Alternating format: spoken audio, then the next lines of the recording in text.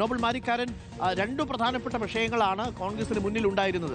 G സുധാകരനെ സ്വീകരിക്കാൻ party നേതൃത്വം തയ്യാറായിരുന്നു. എല്ലാ നേതാക്കളും രമേശ് ചെന്നിത്തല, കെ സി വേണുഗോപാൽ, ലിജു ഇവർ മൂന്നുപേരും യഥാർത്ഥത്തിൽ ജി സുധാകരൻ വരുന്നതിനെ സന്തോഷിച്ച് സ്വാഗതം ചെയ്തിരുന്നതാണ്. അതിനിടയിലാണ് ഈ വാർത്താ സമ്മേളനത്തിൽ പിണറായി വിജയൻ മുഖ്യമന്ത്രിയാകുന്നതിൽ സന്തോഷം എന്ന് ജി സുധാകരൻ പറഞ്ഞത് അപ്രതീക്ഷിതമായിരുന്നു.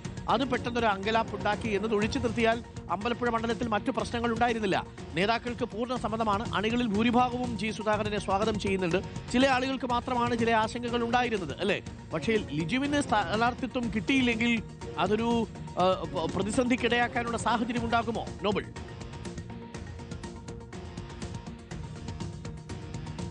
അരുൺ, ജി സുധാകരന്റെ വരവ് എന്താണെങ്കിലും സംസ്ഥാനത്തെയും അതോടൊപ്പം തന്നെ ആലപ്പുഴ ജില്ലയിലെയും കോൺഗ്രസ് നേതൃത്വം വലിയ തരത്തിൽ സ്വാഗതം ചെയ്തിരുന്നു. പക്ഷെ അപ്പോൾ ഈ പറഞ്ഞ പ്രതിസന്ധി മുഖ്യമന്ത്രിക്ക് എതിരെ അടക്കം സംസാരിക്കുമോ, അത് മാത്രമല്ല താൻ തെരഞ്ഞെടുപ്പ് പ്രചരണത്തിൽ ഇറങ്ങുന്ന അടക്കമുള്ള കാര്യങ്ങളിൽ സുധാകരൻ എടുത്തിയ നിലപാടൊക്കെ വലിയ തരത്തിൽ കോൺഗ്രസിന് ഒരു അങ്കലാപ്പ് ഉണ്ടാക്കിയിരുന്നു. പക്ഷേ അങ്കലാപ്പിനപ്പുറം നേരത്തെ തന്നെ കൃത്യമായി തന്നെ ചർച്ചകൾ നടത്തിയിരുന്നു എന്നാണ് നമുക്ക് അറിയാൻ കഴിയുന്നത്. ഒരു ഘട്ടത്തിൽ ജി സുധാകരനുമായി കെ സി വേണുഗോപാൽ കൂടിക്കാഴ്ച നടത്തിയതൊക്കെ റിപ്പോർട്ടുകൾ പുറത്തേക്ക് വന്നതാണ്. അതിന്റെയൊക്കെ അടിസ്ഥാനത്തിൽ തന്നെയാണ് അദ്ദേഹം പാർട്ടി വിട്ട് പുറത്തേക്കുള്ള തീരുമാനം എടുക്കുകയും മത്സരിക്കാനുള്ള തീരുമാനം പ്രഖ്യാപിക്കുകയും ചെയ്തത്. എന്താണെങ്കിലും കോൺഗ്രസ് നേതൃത്വം വിശദമായി തന്നെ ഈ വിഷയങ്ങൾ ചർച്ച നടത്തി എന്നാണ് അറിയാൻ കഴിയുന്നത്. ഇന്നലെ ഈ ചർച്ചകൾക്ക് ഒടുവിൽ ഇപ്പോൾ ജി സുധാകരനെ അവിടെ പിന്തുണയ്ക്കാനുള്ള തീരുമാനത്തിലേക്ക് പാർട്ടി എത്തുകയുമായിരുന്നു. പ്രധാനപ്പെട്ട കാര്യം അവിടെ സ്ഥാനാർത്ഥിയടക്കം നിർത്താതെ ജി സുധാകരന് പിന്തുണ നൽകി ഒരു വലിയ പോരാട്ടം അവിടെ കാഴ്ചവെക്കാൻ തന്നെയാണ് കോൺഗ്രസ് ഒരുങ്ങുന്നത്. കോൺഗ്രസിനെ സംബന്ധിച്ചിടത്തോളം ആലപ്പുഴ ജില്ലയിൽ ആകെ രമേശ് ചെന്നിത്തല മാത്രമാണ് നിലവിൽ നിയമസഭാ അംഗമായുള്ളത്. മറ്റു മണ്ഡലങ്ങളിലൊക്കെ വലിയ തരത്തിൽ കോൺഗ്രസ് പ്രതിസന്ധി നേരിടുന്ന സാഹചര്യം കൂടിയുണ്ട്. അതാണെങ്കിലും അത്തരത്തിൽ നിൽക്കുമ്പോൾ ജി സുധാകരന്റെ സ്ഥാനാർത്ഥിത്വം അത് വലിയ തരത്തിൽ യു.ഡി.എഫിന് ഗുണം ചെയ്യുമെന്ന വിലയിരുത്തൽ പാർട്ടിക്കുണ്ട്. ആ അടിസ്ഥാനത്തിലാണ് ഇങ്ങനെ ഒരു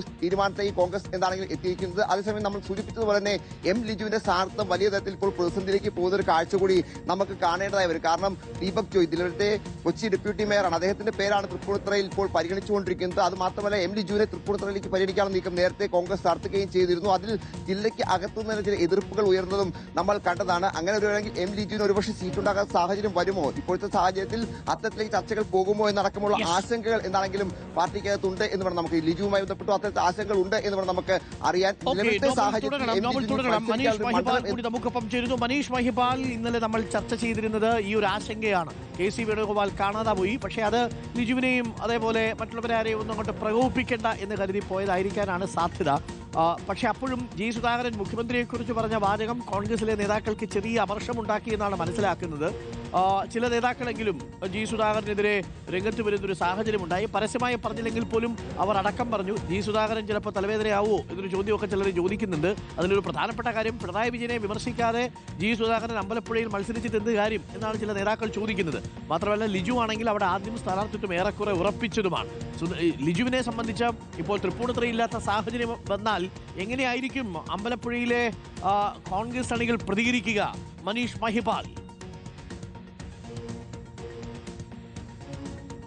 അരുൺകുമാർ, നിലവിൽ ജി സുധാകരൻ സ്വതന്ത്ര സ്ഥാനാർത്ഥിത്വം പ്രഖ്യാപിക്കുന്നത് തന്നെ കോൺഗ്രസിന്റെ ദേശീയ നേതൃത്വത്തിന്റെ അറിവോട് കൂടി തന്നെ, അതായത് നേരത്തെ തന്നെ ചർച്ച നടത്തിയിരുന്ന CPM-ന്റെ വിലയിരുത്തൽ അത് തന്നെയാണ് ഇപ്പോൾ ശരിവെക്കുന്നത്.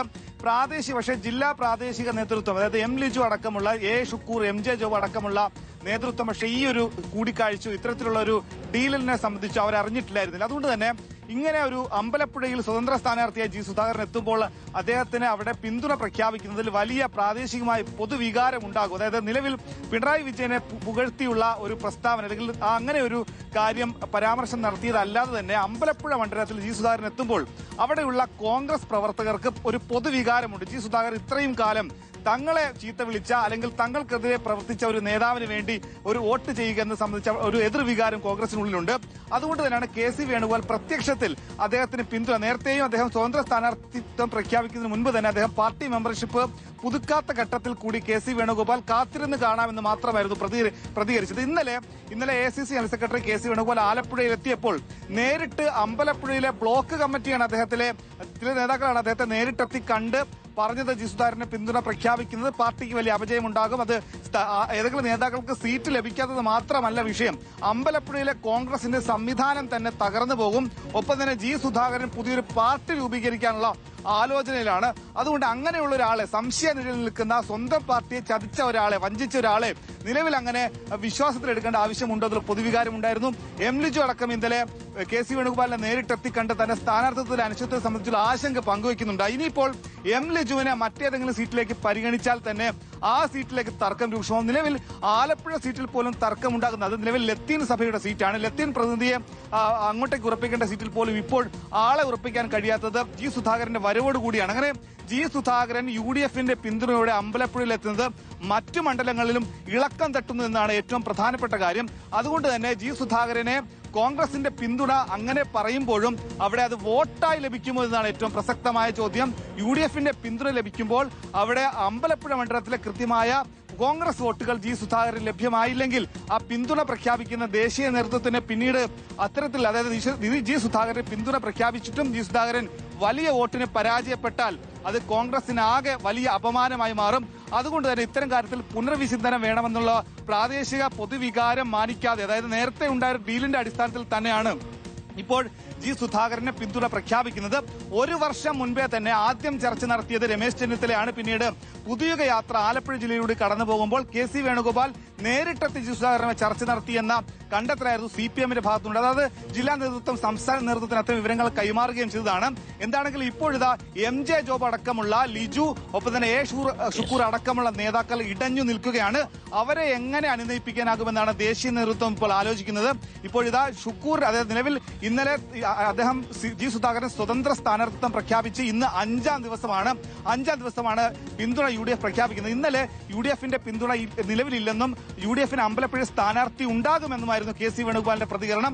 അതിനുശേഷം ഇന്നലെ സ്വന്തം നിലയിലായിരുന്നു ജി സുധാകരൻ പ്രചരണം ആരംഭിച്ചത്. ഇന്നലെ MSFന്റെ ഇഫ്താർ സംഗമത്തിലും ഇരട്ടക്കുളങ്ങരയിലും അമ്പലപ്പുഴ ക്ഷേത്ര ഉത്സവത്തിലും നേരിട്ട് ജി സുധാകരൻ തനിയെ എത്തി അവിടെ വോട്ട് ചോദിച്ചു. അതായത് നിലവിൽ CPMന് 190 ബൂത്ത് കമ്മിറ്റികളാണ് ഇലക്ഷനുള്ളത്.